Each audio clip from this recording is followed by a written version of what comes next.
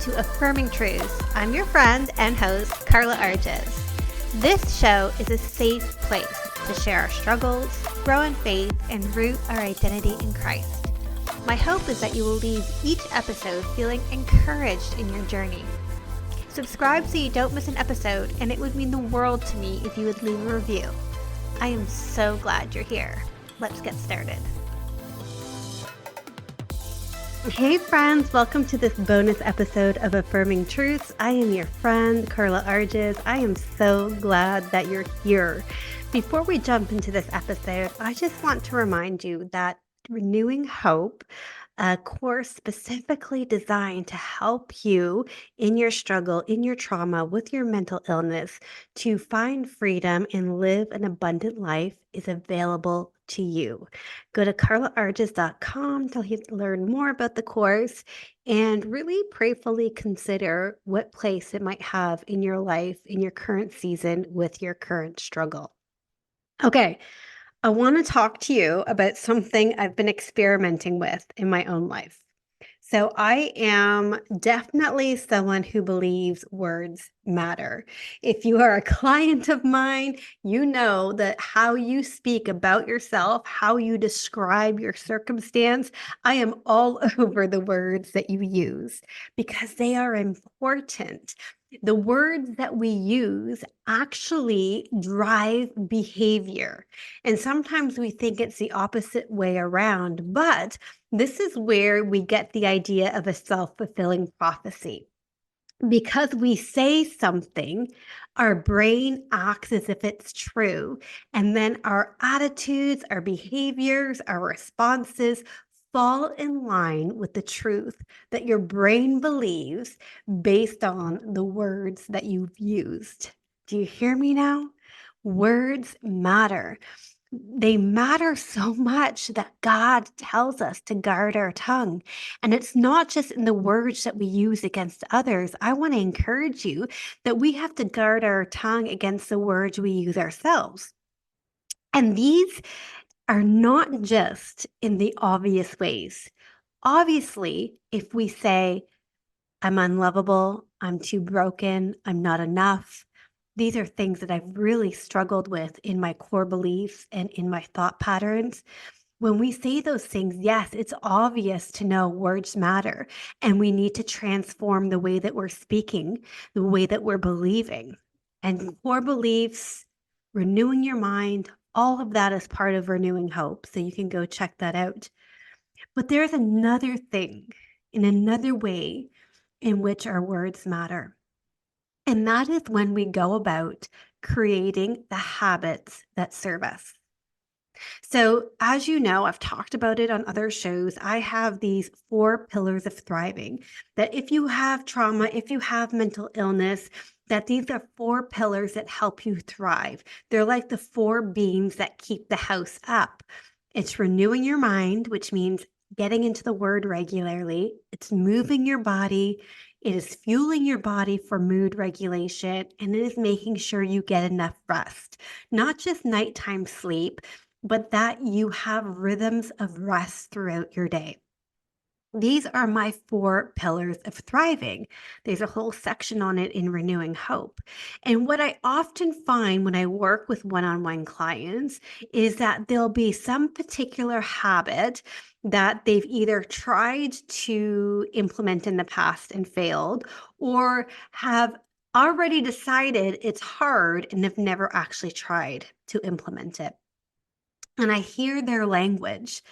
I'm trying to do this. I'm not good at this. And when we profess these things, right? And we'll say, but Carla, it's factually true. But when we profess the thing that I'm not good at this, your brain is registering, oh, I'm not good at this. And therefore, I'm going to perform in a way that validates I'm not good at this. If we say, oh, I'm trying, we give our brain an out to not complete, to not give it its all.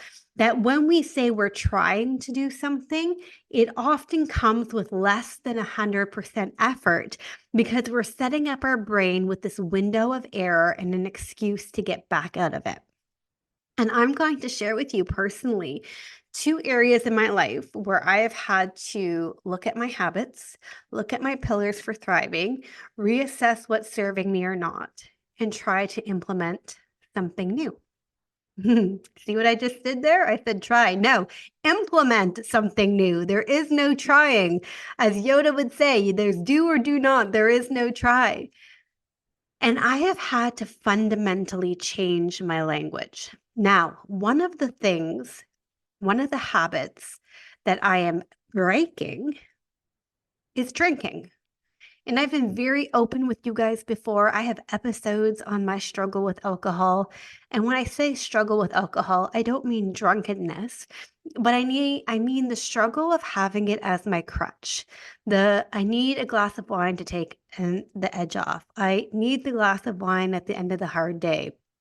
I need the glass of wine in order to properly have a social dinner or to properly celebrate, right? I need the glass of wine. And in the past, when I've tried to stop drinking and maybe have even been successful for a period of time, it's always been with the language like, I'm trying to stop drinking. I am trying to cut back on drinking. I'm aiming for 30 days of being dry. And you may say, Carla, what's wrong with saying you're trying to quit drinking? Isn't that what you're doing? What is actually happening is I'm creating an identity around trying to quit drinking, an identity that is always in the cycle of drinking. Hear me out. When you say you're stopping at a stop sign versus I am stopped at the stop sign, those are 2 different things. Stopping at a stop sign implies the car is still in motion. You may be slowing down, but there's still movement. You're not stopped. Movement is still part of the activity. It may be slower movement, it may be more intentional movement, but there's still movement. Versus I am stopped at the stop sign implies that the vehicle is no longer in motion. There's a declaration there that I am stopped. When I'm trying to quit drinking, my brain takes that in as a slow movement towards the stop sign. Movement is still part of the equation. When I'm trying to quit drinking, drinking is actually part of the equation. When you're stopping at a stop sign, there is friction happening, right? In your brake pads and brake plates, there is squeezing together, friction trying to get the car to stop. There is tension, there is friction. When I have the mindset that I'm trying to stop something, there's tension, there is friction, there's internal war going on. And that's always been my experience when I say, I'm trying to quit drinking. I want to quit drinking. And I made a very radical but subtle change to my wording. And can I tell you, words matter. My experience, although short at this point, has been vastly different. Do you want to know what I've been saying instead of I'm quitting drinking? Even that I quit drinking, you know what I've been saying? I've been saying I don't drink. I'm not a drinker. That subtle difference in my language has told my brain alcohol is not part of my story. It's not part of my past struggle. It's not part of my life right now. I don't drink. And how my brain is registering, you got to follow me here. How my brain is registering stimuli that used to make me want to drink is no longer making me want to drink because my brain knows I don't drink. I'm not a drinker. So in the past, when I was trying to quit drinking or when I was quitting drinking, the stimuli that would trigger craving and desire was not turned off because my brain still identified as a drinker. Do you see the difference here? But when I identify as someone who does not drink alcohol, I do not drink alcohol. I do not drink. That is part of who I am now. I have been going to restaurants with friends that are having drinks, zero temptation. I have had zero cravings. It has been a completely different experience. Why? Because the words I'm using are different. Because I am drawing a line in the sand and declaring who I am. And my brain is like, oh, she doesn't drink. So I'm not going to send her cravings for drinking. Oh, she doesn't drink. I'm not going to bring to mind that as a coping mechanism when she needs to cope. My brain is following suit. I am creating a new neural pathway in my brain with that language. I am literally transforming my mind, renewing my mind. This is where science and Bible come together in such a beautiful way. This hasn't been the only place I've been doing that. I've been doing it with my goal to walk 10,000 steps. Can I tell you that I have had the goal to walk 10,000 steps a day for probably about 2 years? And can I say I've had zero consistency? Maybe on occasion I would have 2 back-to-back days. And then I'd be like, okay, well, maybe it's more realistic if I aim for 6,000. And I got to the point where I was like, okay, maybe 3,000 is realistic. I'm trying to hit 10K. And I would say things like, wow, it's really hard to hit 10K. When you work from home and you work at a desk, it's really hard to hit 10K. I'm going to try, but it's really hard. I'm trying to hit 10K. I'm going to make an effort to hit 10K. I would never do it because my brain was like, oh, this is hard. I'm going to put obstacles in. Oh, she's trying, but we don't have to do it. No. You know what I'm saying now? I say now, I'm a person who walks 10K a day. I walk 10K a day. That is who I am. That is a firm statement. It's what I do. I walk 10K a day. It's just what I do. And for the last 3 weeks, I have been walking 10K a day. Guys, this has never happened. For the last 3 weeks in a row, I have walked on average a 10K day. That is the power of words. This is why we renew our mind. This is why we watch what we say. This is why life and death is in the tongue, because it shapes our brain and impacts our behavior. What do you want to change in your life? Have you made it part of who you are? And now, don't get me wrong. This does not mean that there is perfection. There's going to be a day I don't hit 10K days. It's not about perfection. But it's a different position when you declare that that is who you are and what you do. It is a different mindset, and it creates different feelings, which drive different behaviors.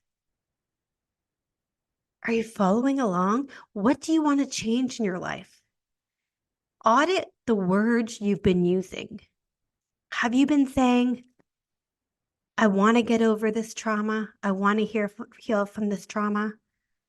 I don't know if I can heal from this trauma. This pain is too deep. It's too hard. Have you been using language like that and then wondering why you just can't make strides in your healing? Check your language. Are you wanting to implement better food choices, but you have characterized yourself as someone who's always going to struggle with food? If you have characterized yourself as someone that's always going to struggle with food, guess what?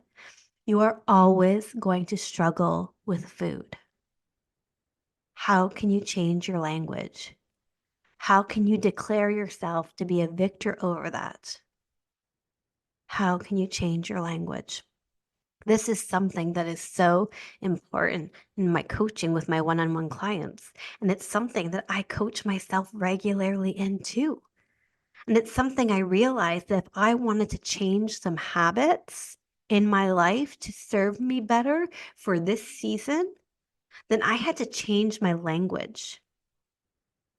I had to rewire my brain for success.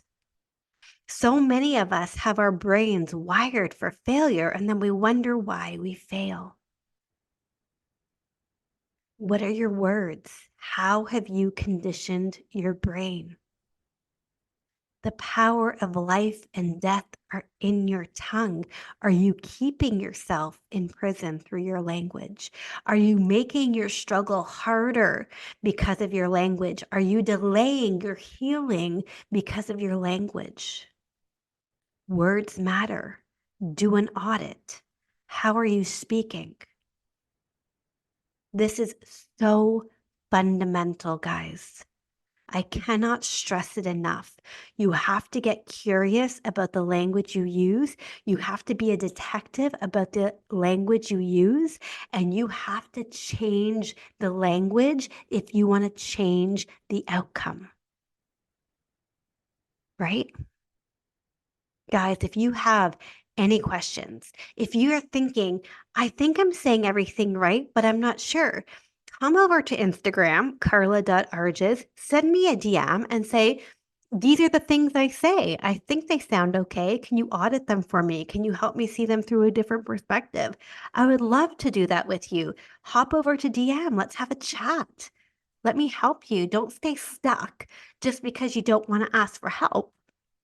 Don't stay stuck just because you don't think you're doing anything wrong and yet you're not seeing the results that you want, right? All right, guys, come and find me Instagram, carla.arges. It's where I love to hang out and connect with you guys. And don't forget, renewing hope is always there for you to be this great introduction to your healing, to your journey out of trauma, out of being stuck with your negative self-talk. It has science-based methodologies with biblical truth all embedded in it. carlaarges.com to check that out. And guys, I'll talk to you next week.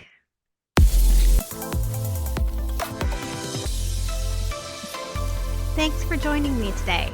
I hope we're already friends on social media, but if we're not, come find me on Instagram at Carla Arges or at Affirming Truth. Can't wait to see you back here next week. Bye, friends.